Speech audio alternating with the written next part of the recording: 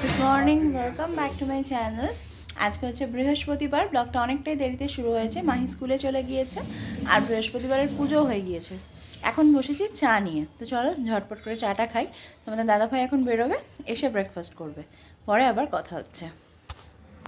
এতদিনের মধ্যে আজকে সকালটা আমার একটু ঠান্ডা লাগছে আর বাইরে ভালোই রোদ্দুর উঠেছে। মানে আমি এখানে কম্বল টম্বলগুলো দিয়েছি, বেশ ভালোই গরম হচ্ছে। আর কালকে মেয়ে বায়না করেছিল ফ্রাইড রাইস খাবে, তো সেই মতো অল্প করেই বানিয়েছিলাম।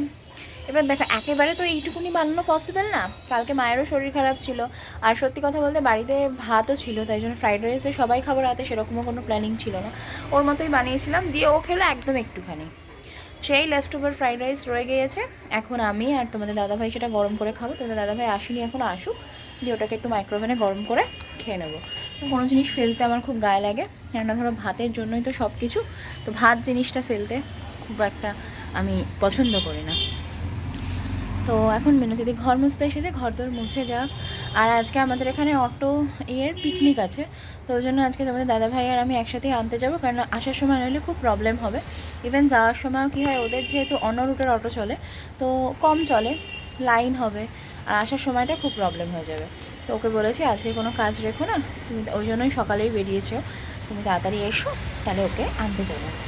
তো চলো, এই হচ্ছে ব্যাপার। আজকে একটু ভাইয়ের বাড়িতেও যাব, ওই কী বলে ওটাকে, সিঁদুর আর হলুদ কিনে দিয়ে আসবো আজকে, তারপরেও কেনাকাটি সব শুরু করবে। এই সব চলছে আর কি। এর মধ্যে মায়ের শরীরটা সত্যিই খুব খারাপ। আজকেও সেরকম কিছু এখন খাইনি, শুধু একটু চা বিস্কিট খেয়েছে। আর আমি বললাম দই এনে রেখেছি, তাহলে দই দিয়ে একটুখানি মুড়ি খাও। তো সেই মা বললো তাহলে দইটা বের করে রাখ, বেটের করে রাখলাম। তো চলো এখন একটু নিচে যাব, ঘরটা মোছা হয়ে গেলে। আর এদিকে আমার ঘর যে, এই যে শুধু এখানে বিস্কুটের কোটটা তুমি দাদাভাই রেখে চলে গেছে, রেখে তুলি। আর এই যে আমার মেয়ে কালকে মশারি টাঙিয়ে ওদেরকে ঘুম পাড়িয়েছে, মানে এইখানটা আমি যতবার যা সরাচ্ছি ও সব নিয়ে এসে জড়ো করছে। চলো এখন রাখি টাখি এগুলো, আমার পরে কথা হচ্ছে। বাজে প্রায় বেলা 2টো, আনা হয়েছে আমাদের খাওয়া দাওয়া না কিছু। আর আমাকে এখন তো একটু মাথায় গামছা বেঁধে, তার কারণ হচ্ছে মেয়েকে আনতে গেছিলাম, একটা পাখিতে পটি করে দিয়েছে, তো এই যে শান্তি করলাম। আর না খাওয়া দাওয়া হওয়ার কারণ হচ্ছে টিভিটা চলছিল না, তো যারা কেবিলের কাজ করে সে তাদের খবর দেওয়া হয়েছে, তারা এসে এখন কাজটা করছে। এবার যতক্ষণ না কাজটা হচ্ছে, যেহেতু ডাইনিংয়েই টিভিটা, সেই জন্য তো খেতে বসা যাচ্ছে না।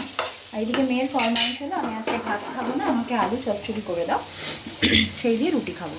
তো আমি চলে এলাম, যে বসে থেকে লাভ নেই, ঝটপট করে নিই। আমাদের সিম্পল লাঞ্চ, 2টো ডিম ভাজা, ডাল, আলু সেদ্ধ।